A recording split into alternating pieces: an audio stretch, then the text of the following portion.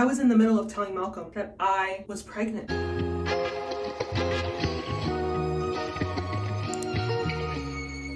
Hey, I'm Jazz. Welcome back to my channel. This week's video, I realized something. I started my channel last year in January, and you guys saw me turn 23. Now you're about to see me turn 24. We don't really know each other, do we? I haven't actually taken the time to sit down and tell you some little things about me. So that's what we're gonna do in today's video. I'm gonna share with you 24 facts because I'm turning 24. Because this is what this exchange is for. You subscribe, you like, you comment, you interact. You come back, and in return, I give you some mediocre content that lets you know a little bit about my personality, or whatever I can call whatever this is. Before we get started, please make sure to subscribe. It means the absolute world to me. Let's get to 200.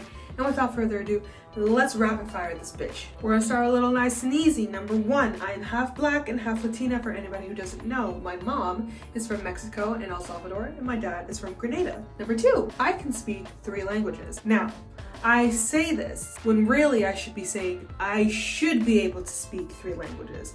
In actuality, I'm fluent in 2 and like intermediate in 1. I can speak English, obviously, Spanish, and French. Did I get an immersion certificate when I graduated high school claiming that I can speak French? Yes, I did. Have I put it to any good use? No, I have not. Fact number 3, I have, that I know of, 5 siblings. I have an older brother, then it's me, then a set of twins, and then a little brother, and then a baby sister. Unfortunately, I don't see my 3 middle brothers on my dad's side, which I will get into in the next fact. But my brother and I, we are 11 months apart. So when I turn 24, we're like a month and some change the same age, which I think has always been pretty weird, but I digress. Fact number 4. In relation to fact number 3, I have not seen/spoken to my biological father since I was 12 years old. This is why I don't see my other 3 brothers, because they are with my dad. It's honestly something I'm pretty open about, but I don't know if that's a touchy-feely subject with anybody watching here. So if it is, I will refrain from going into it, but if you are curious, do not be afraid to ask me questions. Number 5. In high school, I graduated on honor roll and I received 2 medals for the highest grades in a class. Now, I know what that sounds like. Pick me. However, let me set the record straight. I got 2 medals in electives. I was on honor roll genuinely because I only took pretty much electives in my last year. I want to say my only required courses were religion and English. I did not have a tough grade 12 year in terms of academics. I had very easy classes. I was very fortunate, and I genuinely think that is the only reason why I got on honor roll. I got a medal in drama studies, and I got a medal in communications technology, which is photography. In relation to school, I was also on the varsity wrestling team and the varsity girls soccer team. Now, again, let me set the record straight. I was not in wrestling for very long. I think I ended up winning 3 bronze medals, but when I tell you, I have no clue, absolutely no clue how I won those medals. It must have been by default. It must have been that my opponent got disqualified in some capacity, because I only remember feeling like shit after every single match. In grade 9, I was on the wrestling team, and then in grade 11 and 10, I was on the soccer team. Now with my asthma, I have no idea how I made it both years, but I did. As I said, I wasn't on the wrestling team for very long. I told my coach at the time I was going through a really rough mental phase, which I was, in fairness. However, the real reason was because my boyfriend at the time was also on the varsity wrestling team. Like, it was a mixed team, and we had just broken up, and that would mean I would have had to see him every single day. So I thought to myself, I can't do it. I can't be here. I can't be around him. So I told him, I was like, I gotta bounce. And the reason why I wasn't on varsity girls soccer in grade 12 was because I didn't try out. Because the last time I was on the soccer team, which was in grade 11, I want to say it was in grade 11 that this happened to me. But I was left on the pitch for the entire first half of the game. I was playing striker. I tried to get my coach's attention. This is the pitch. Both teams are stationed over here. I was placed over here because I'm pretty sure we had 2 strikers. Yeah, and I was placed on the opposite side. And I'm there like trying to raise my hands, trying to get somebody's attention. This man did not take me off the pitch. And it wasn't until he asked, right when the first half was about to end, "Where's Jasmine?" And everyone was like, "You still left her on the pitch." And he was like, "Ooh." So when I I got back, I was like, bro, to be fair, that was in my head. It mostly sounded like, bro, what's going on? He said, you know what, you don't even have to play for the second half of the game because I was shaking it rough. Fact number 7. I'll do facts number 7 and 8 together because they're pretty small. It doesn't really have much meaning to it, but fact number 7, my favorite color is yellow, and fact number 8, my favorite animal is a whale. I love whales. I have since I was 12. It actually started off as a joke, and I think I just played into the joke a little too hard, and now we're here. Number 9, I've had 2 major physical injuries in my life. Number 1, I'll insert a picture here. Hopefully it's not too graphic. I split this part of my forehead, a little bit of my nose, and let's see if you guys can actually see it. Obviously, this happened when I was like 16. I don't know if you guys can tell here. If you can see this scar right here. This part of my eye was open. Sorry if that's a little graphic for you. And I wish that there was a heroic story to go behind it, but really, it probably sums me up as a person. Long story short, I was talking to my friend at the time, and I had my back turned as I was walking because we were gonna go to the store. He said something, I said something in response, and it was a full-on like cartoon hit the rake moment. I turned around and my head hit the wall. And hit myself on a piece of broken fence. This was where it was broken. I hit myself like this. And I turned to him and I was like, I was in shock. Like, it hurt, but it wasn't like, I wasn't in agonizing pain. I was just like, if anything, I was more so confused because like, what did I just, like, what just happened? And I turned to him and he was like, you're bleeding. And I was like, bro, shut the fuck up. Let's go get your lettuce. And he was like, no, seriously, like, Jasmine, you're bleeding. Tilt your head down. So I tilted my head down and then like blood started dripping and I was like, oh shit. Luckily, we were like 2 minutes away from my house. The thing is, when stuff like this happens to me, I don't know how to explain myself. I knew my family was gonna freak out. And the first thing that I said when I walked through the door was, I know it looks bad. Realistically, I hadn't seen what it looked like. That image I just showed you was after I got stitches, and then I was on bed rest for 2 weeks. Also, side fact to that, because I was on bed rest for 2 weeks, I went back to school and I asked my French teacher, hey, can you explain this assignment to me? And the first thing that she said to me was, well, maybe if you had been here for the last 2 weeks, you would know. It's not like she didn't know what happened to me. Rest assured, my mom told the school what happened, but that was her first thing that she said to me. I hope that she is just having never-ending karma, to put it nicely. The second time that I had a major injury was actually to my palm. I will also insert a picture here. I'm sorry if it's graphic.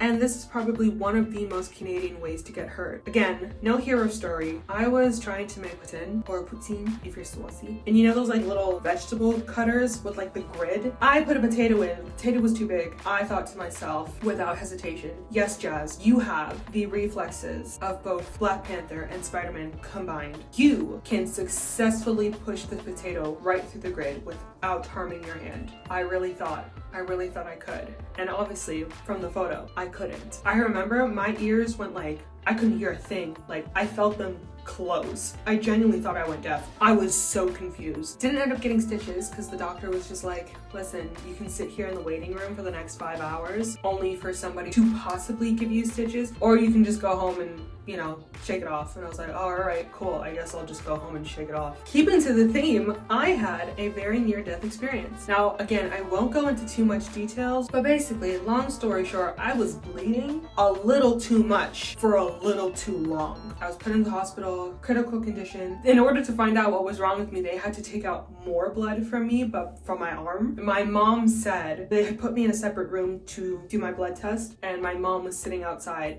and she just saw I was like this, and she just saw this. I don't know how long I was passed out for. I had to put like an ice pack on the back of my head to make me wake up again. So anyway, had 2 blood transfusions, slay. And now we're here making YouTube videos. Fact number 11. Here are all the things that I know I'm allergic to for sure. Cats, dogs, pollen, dust, and birch. Fact number 12. I have not done an allergy test for this, but if I am not allergic to these, I am most definitely intolerant to these. And as I've gotten older, more things have been added to this list, which breaks my heart because I never used to have any issues eating any of these foods. But bananas, raw mango, specifically raw mango, avocados, and shrimp. Fact number 13. Now, I won't show you this because if I don't do it for a fee, I won't do it for free. But basically, picture this. This is my foot. I can move, and I don't know how rare this is, but I can move my big toe and my pinky toe individually without moving any of my middle toes on both feet. And I think that's pretty cool. Fact number 14, I was recently diagnosed with PCOS, which has given me some peace of mind. Fact number 15, I was a premature baby. I was actually supposed to be due in May, but my mom didn't know she was pregnant with me because it just never showed. But one day she said that her stomach was really hurting, and my grandma was like, oh my god, okay, fine, if you're really hurting, just go to the hospital. So she did, and her godparents were hanging out with my grandma and grandpa, and a few hours later she came home with me. So my mom's godparents call me Surprise whenever they see me, or when they're asking for me, they're like, where's Surprise? Number 16, I can recite all of Jim Carrey's How the Grinch Stole Christmas. Fact number 17, and I don't know how to feel about this one. This was just done online. If you do have any concerns, do not go to this website. Consult with your doctor, because I might have to consult with my doctor. But I scored out of 240 a 134 on a autism test, and it's raised some concerns, especially because my range is specifically said the average range of somebody who is 100% autistic. So it's very much made me want to go get a real autism test. I don't think my last fact is disproving this fact. Fact number 18. I'm so sorry to anybody I went to high school with, but if you want, you can search up Ottawa Citizen, St. Patrick's High School, Beauty and the Beast, or St. Patrick's High School Hairspray, and you can see pictures of me on the Ottawa Citizen. They have pictures that were taken at the show, and they put it on this newspaper because they also put the critiques of the students. Not all of them, like these are like highly rated critiques chosen by the Ottawa Citizen. Number 19, I hate ketchup. I know that's a little bit controversial because she's apparently the condiment queen. However, I can't fucking stand it. If you hide it in foods, like if I can't taste it, that's fine. But if you're like, hey, here's some fries and a packet of ketchup, go ahead and dip your fries, I would tell you to off yourself. Joking, but not joking. Fact number 20, I have been single for nearly 10 years. Again, I know I'm only turning 24, but that's a long time. That's a long time if you ask me. Fact number 21, my two biggest fears, at least that I can think of, like they are the first two things that come to mind, are tsunamis, which are really impractical where I live. I'm not near any body of water, but I don't like to go in the ocean just because, girl, if I see that shoreline receding, I would literally just lay in the sand. I'd be like, take me. Another one is spiders. When I tell y'all, and I won't go into too much detail because even just talking about it, ugh. If someone hears this, or if somebody knows that this is my biggest fear, and they still go ahead and pull like a little prank with a fake one or a real one, doesn't matter what it is, I promise you, you will be cut out of my life so quickly. That's something I don't find funny. I will punch you in the throat and tell you never to speak to me again. Not necessarily in that order. Friendship over. Acquaintanceship over. Number 22. This I actually discovered during lockdown. You see both of my wrists. I do this and it's fine. But I do this and that pops out. I have no idea how it got to there. Number 23. Number 23 makes me sound a little psychotic. Number 23 makes me sound a little autistic. When I was younger, maybe like 7 or 8 years old, I used to give people karate lessons during recess. I really got people to think that I mastered the art of karate, and I, out of the graciousness of my heart, would teach them karate. I got in trouble for it, I think on 2 accounts, but I really had these kids believing that I was a karate master, like I was Mr. Miyagi up in this bitch. Fact number 24 is I have scarily vivid / real feeling dreams. Don't know why, but I can remember almost all of my dreams. And sometimes in those dreams, something happens to me physically in that dream that I feel as if like I'm currently living in that moment. I'll tell you one dream very quickly. And this one I think I had a month ago and it's still stuck with me. Essentially, I was pregnant. And in the dream, I was in the middle of telling Malcolm that I was pregnant. And I just remember he was like crying, he was hugging me. And I looked down at my stomach. I saw I had a little bump, and I kid you not only did I see the feet of this fetus push against my stomach, but I felt it. I have never been in a situation where I would know what that feels like, if you catch my drift. This felt so real. I woke up in absolute shock. I still think about it quite often and I have no idea what it means. So if you are someone who interprets dreams or knows a lot about dreams, who's watching this video right now, please, for the love of God, bring me some peace of mind. That is it for this week's video. I really hope you guys enjoyed. You guys got a little bit more information, a little bit more tea, a little bit more blackmail, a little bit more leverage, something to hold up against me. And you know what? You deserve it. If you enjoyed the video, please make sure to subscribe. It means the absolute world to me. Again, let's get to 200 subscribers. We are a lot closer than you think. And I just feel like the more subscribers we get, the more friends we get in this community, the more surreal it's just gonna be for us. Like the video if you enjoyed, and I will see you guys in next week's video. Bye!